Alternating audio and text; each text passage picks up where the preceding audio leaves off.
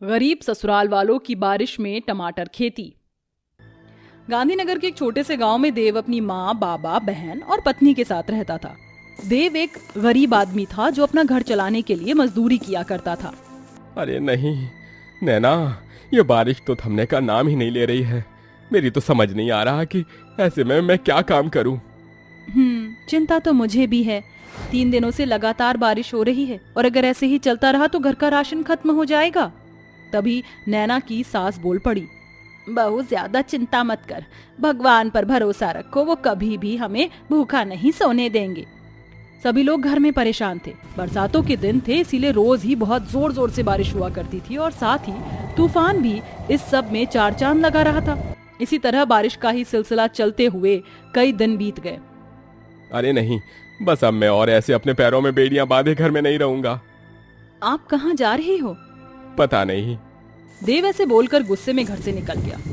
हे भगवान, माँ देखो ना, देव जी कहाँ चले गए हैं। भाभी आप ज्यादा परेशान मत होइए, भैया का दिमाग ना अभी सुकून में नहीं है, इसीलिए वो कुछ देर को बाहर चले गए हैं। लेकिन कियारा, बारिश बहुत तेज है, ऐसे में देव जी। बहू तू ज्यादा मत घबरा, मैं जानती हूँ कि देव कहाँ गया होगा। वो जब भी परेशान होता है तो अपने दादा के खेत की जमीन पर जाता है, वहीं जाकर उसे बहुत सुकून मिलता है। मुझे पूरा यकीन है कि वो आज भी वहीं गया होगा। ऐसा क्या? ये बारिश हमें कैसे कैसे दिन दिखा रही है, न रात को चैन है और न ही दिन में सुकून। देव जी भी परेशान कैसे ना हो, करने के लिए कोई काम नहीं है, घर का राशन भी बस खत्म ही होने वाला है। हे भगवान, अब आगे क्या होगा? भाभी, भगवान जी ना कोई रास्ता निकाल ही देंगे, अब ज्यादा परेशान मत होइए। पूरा परिवार एक दूसरे के मन को समझा रहा था। अब अंधेरा होने को चला था, देव भी घर आ चुका था। सभी घर में खाना खा रहे थे कि तभी एक जोर का तूफान का झोंका आया और उनके घर की भूसे की छत को ना उड़ा कर ले गया। हे भगवान! अरे नहीं, ये क्या हो गया? उस रात बहुत तेज बारिश भी हुई थी। पूरे परिवार ने बिना सर पर छत के बारिश में भीगते हुए अपनी रात बिताई। पूरे घर में पानी भर गया, जिसकी वजह से उनका राशन भी उसी पानी में भीगकर खराब हो गया और अब पूरे ही परिवार की हालत बहुत ज्यादा बिगड़ चुके थे। ये क्या हो गया माँ, ये क्या हो गया? अब हम कहाँ रहेंगे, हम क्या करेंगे? अब सभी ने उम्मीद छोड़ दी थी और सभी के उतरे हुए चेहरों को देखकर नैना बोली, अभी भी सब कुछ खत्म नहीं हुआ है, हमसे सिर्फ हमारा घर गया है। अभी हमारे शरीर में सांस और दम बाकी है और हम चाहें तो क्या नहीं कर सकते हैं। नैना ने अपने परिवार को संभालने की कोशिश की। उसने अपने परिवार को अपनी बातों से ही काफी खुश कर दिया था। तुम सही कहती हो नैना, अभी हम सभी एक साथ और सही सलामत हैं, तो हमें ऐसे उम्मीद नहीं छोड़नी चाहिए। पूरा परिवार आपस में बातें ही कर रहे थे कि तभी वहां पर एक थैली पर बहुत सारे टमाटर लेकर उन्हें बेचने वाला आया। टमाटर ले लो, टमाटर, टमाटर ले लो, टमाटर। अरे भैया, ये टमाटर कैसे दिए? भैया ये टमाटर 20 रुपए किलो है। अभी खरीद लोगे तो फायदे में रहोगे, क्योंकि टमाटर का रेट बढ़ने वाला है। ऐसा क्या? तब तो आप मुझे 2 किलो टमाटर दे दीजिए। अरे पर परेशान मत हो, मैंने कुछ पैसे साहूकार जी से उधार लिए हैं। देव ने अपने पैसों से टमाटर खरीदे। पूरे परिवार ने घर के बाहर बैठकर टमाटर खाकर अपना पेट भरा। अभी सब लोग टमाटर खा ही रहे थे कि तभी नैना के दिमाग में एक आइडिया आया।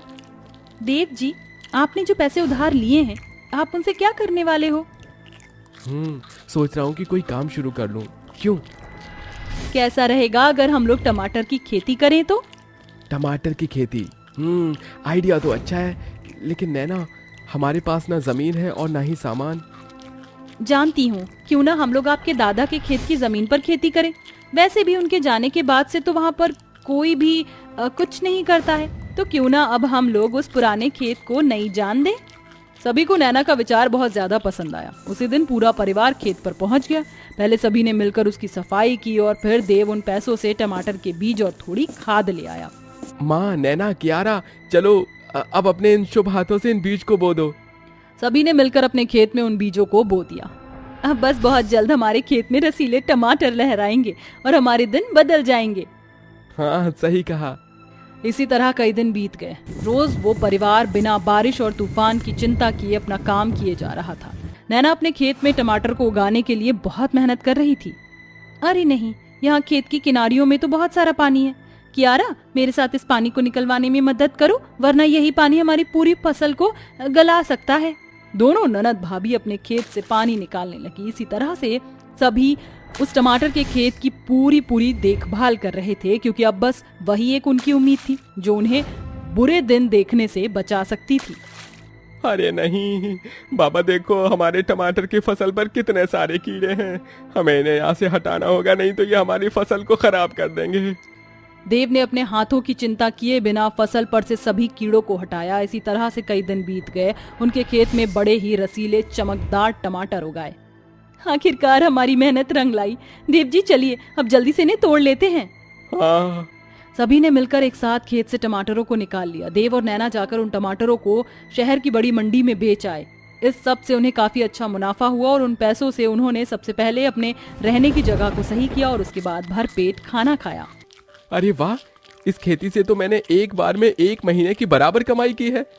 नैना, मैंने सोच लिया है, अब से हम लोग दादाजी की जमीन पर भी खेती का काम जारी रखेंगे। बहुत अच्छा इरादा है। उन्होंने इसी तरह लगातार मेहनत से टमाटर की खेती की, जिससे कि उन्होंने बड़ी बड़ी जमीनें खरीद ली। अब देव का काम बहुत ज्यादा बड़ा हो चुका था।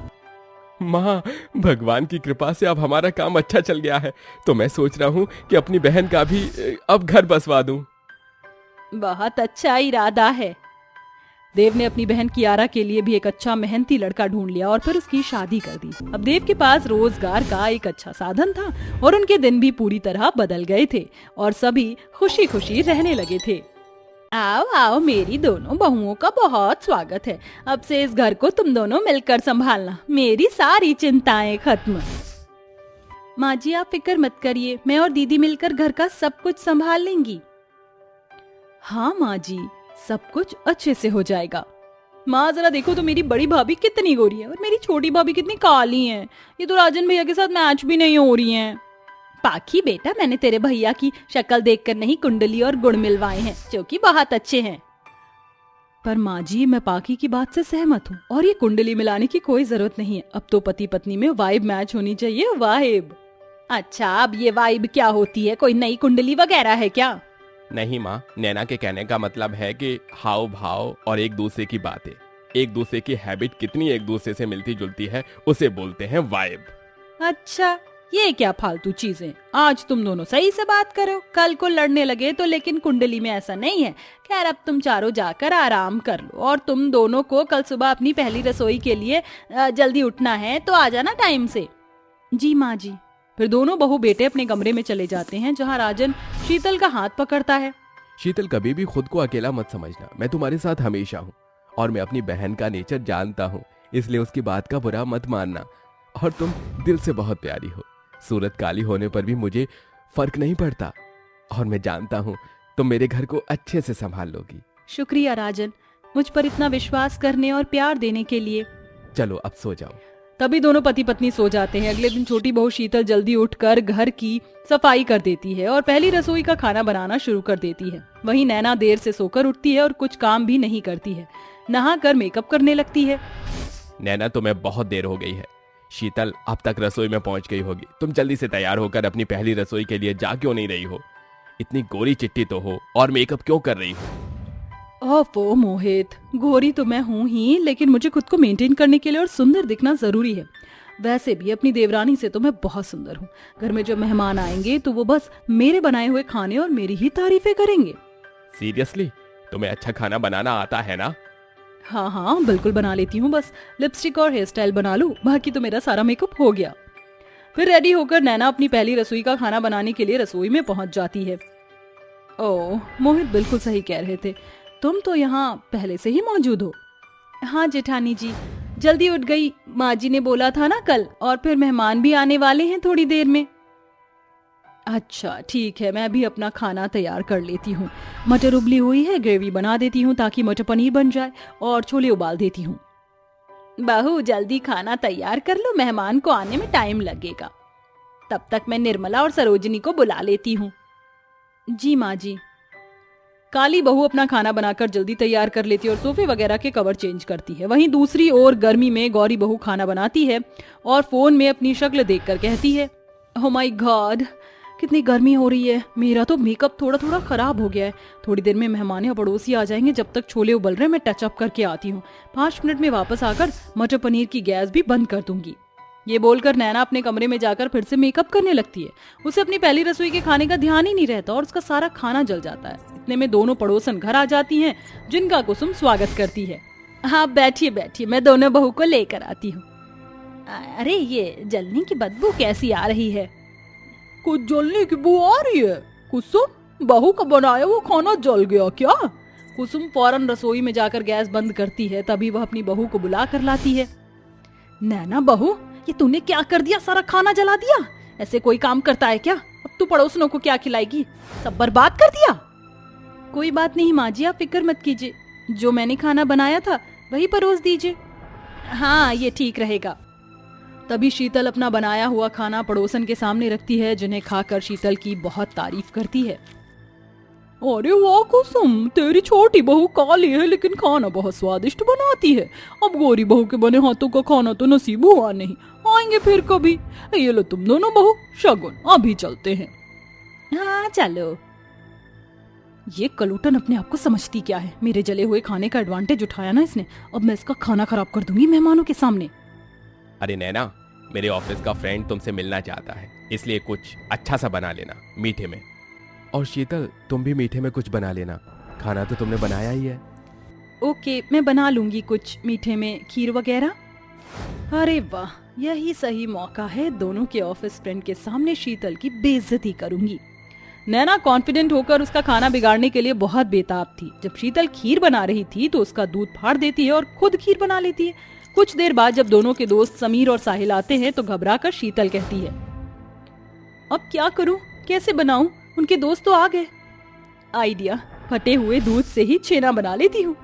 फिर शीतल फटे हुए दूध की छेना बनाकर राजन के दोस्त साहिल को देती है और नैना मोहित के दोस्त समीर को खीर देती है। अरे वाह, आपने जो भी बनाया है ना, ऐसा मैंने कभी नहीं खाया। बहुत कमाल का बनाया है। शुक्रिया। और लोगे तुम? हाँ भाभी। ओहो मोहित, मैं ऐसा कहना नहीं चाहता, लेकिन ये भाभी ने कैसी खीर बनाई है? कच्चे चावल हैं और ड्राई फ्रूट्स भी पके हुए नहीं हैं ठीक से। ओह नो, मुझे तो लगा कि शीतल को डांट पड़ेगी देवर जी से, पर मेरे साथ तो उल्टा हो गया। मैंने खीर पर ध्यान नहीं दिया। माफ कर दीजिए, जल्दबाजी में मुझसे खीर कच्ची रह गई। कोई नहीं भाभी, चलता हूँ। अरे ऐसे कैसे? मैं भी भाभी ही हूँ आपकी। मैं खाना लेकर आती हूँ, उसे खा लीजिए। फिर शीतल समीर को भी छेना लाकर खिलाती है, जिसकी वह बहुत तारीफ करता है और समीर साहिल चले जाते हैं। नैना फिर से काली बहू से चिढ़ जाती है। बहू, तुम दोनों की दिल्ली रसोई का सुभाष जैसे तैसे कर दिया, लेकिन अब दोबारा ऐसा मत करना। बहुत स्पेशल गेस्ट आ रहे हैं, अच्छे से खाना बना कर लाओ। जी माँ जी। दोनों बहू फिर से पहली रसोई का खाना बनाना शुरू करते हैं। उनके स्पेशल गेस्ट राजवीर और आकांक्षा भी आ जाते हैं और एक बार फिर नैना वही गलती करती है, अपना सारा खाना जला लेती है। अब मैं क्या करूंगी? माँ जी को पता चला कि मैंने खाना दोबारा जला दिया तो वो मुझे बहुत सुनाएंगी। अरे जेठानी जी, आप परेशान मत होइए। आप ऐसा करिए, मेरा बनाया हुआ खाना ले जाइए, मैं आपका बनाया हुआ ले आऊंगी। उनकी बात कुसुम सुन लेती है। फिर नैना शीतल का बनाया हुआ खाना उन दोनों मेहमानों के आगे ले जाती है, जिसे खाकर वो नैना की बहुत तारीफ करते हैं और काली बहू के जले हुए खाने को और उसको कहते हैं, अम्मा जी, आप अपनी काली बहू लाए और उसने खाना भी अपनी तरह काला ही जला हुआ ही बनाया है। वही तो, इतना बेकार खाना लाने में इसे शर्म नहीं आई? गोरी बहू को देखो कितनी सुंदर है और खाना भी इतना बढ़िया बनाया है। देवरानी मेरी वजह से इन लोगों से सुन रही है। सुनिए मामा जी, मामी जी, ये खाना मैंने नहीं बल्कि शीतल ने बनाया है। आपने जो खाना खाया है वो जला हुआ मैंने बनाया है। मुझे माफ कर दीजिए। मैं शीतल की तारीफ अपने नाम नहीं ले सकती थी और माँ जी की बात से डरकर आपके सामने खाना लाई थी। इसका मतलब शीतल बहू ने खाना बनाया है। हमें माफ कर दो शीतल बहू, जो हमने तुम्हें ऐसा कहा। मैं खुश हूँ नैना बहू कि तुमने यहाँ अपनी सच्चाई बता दी, वरना मैं बता देती। बेहतर होगा तुम मेकअप की जगह खाना बनाने पर ध्यान दो और शीतल को भी अपना लो। जी माँ जी, मैं बिल्कुल ऐसा ही करूंगी, पर मुझे चाय बहुत अच्छी बनानी आती। मैं आपके लिए लेकर आती हूँ। अपनी गलतियों का पछतावा होने के बाद नैना अपने हाथ की चाय बनाकर उन मेहमानों को पिलाती है, जिसके बाद सास और स्पेशल गेस्ट उसे शगुन देते हैं और वह धीरे धीरे घर में खाना बनाना भी सीख जाती है और दोनों बहू एक साथ खुशी खुशी रहने लगती हैं।